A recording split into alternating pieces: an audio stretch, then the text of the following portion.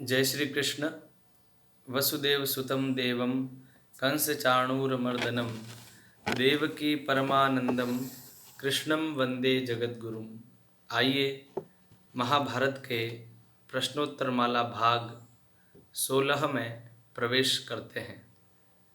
पहले किए हुए कर्म अपने परिपाक समय का अतिक्रमण नहीं करते। उदाहरण सहित समझाइए।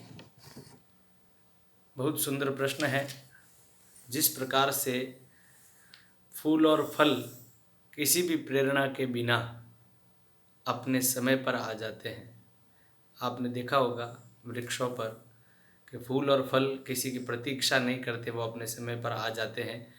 उसी प्रकार कर्म भी अपने परिपाक का अतिक्रमण कतई नहीं करते। जब फल देने की बारी आती है तब वो परिपाक कर्म फल देने को आतुर हो जाता है। कर्म अपने कर्ता को कैसे पहचान लेता है? उदाहरण सहित समझाइए। आपने देखा होगा कि बछड़ा जो होता है वो हजारों गायों में भी अपनी माता को पहचान लेता है। उसी प्रकार कर्म भी अपने कर्ता को अवश्य ही पहचान लेता है, चाहे वो कहीं जाकर के छुप जाए। जिस व्यक्ति ने जो कर्म किया है, करने वाले का पीछा कभी भी कर्म नहीं छोड़ता। अर्थात कर्म हमेशा अपने कर्ता का पीछा करता रहता है। कर्म अपने कर्ता को अवश्य ही पहचान लेता है।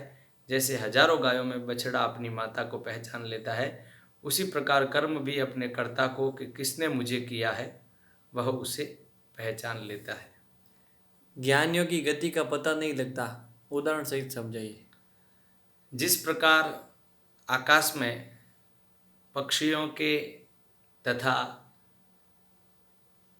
जल में मछलियों के चरण चिन्ह दिखाई नहीं देते, आकाश में पक्षियों के तथा जल में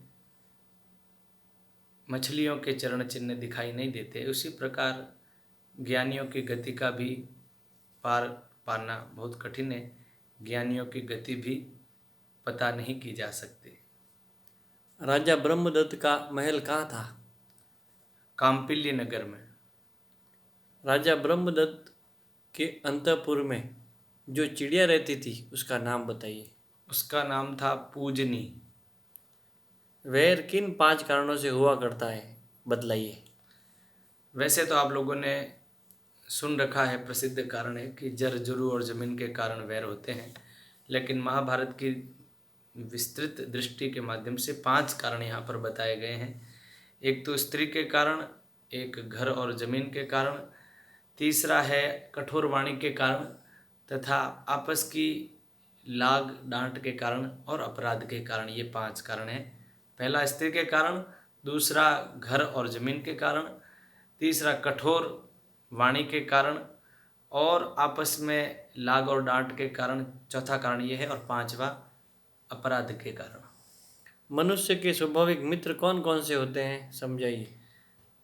विद्या, शूरवीरता, दक्षता, बल और धैर्य, ये मनुष्य के 5 स्वाभाविक मित्र होते हैं। प्रजापति मनु ने गुणों की दृष्टि से राजा को पिता क्यों बताया? राजा को पिता कहने के पीछे कारण है, प्रजा पर राजा हमेशा प्रेम रखता है। प्रजा पर प्रेम रखने के कारण राजा प्रजा का पिता माना जाता है। प्रजापति मनु ने गुणों की दृष्टि से राजा को माता क्यों बतलाया?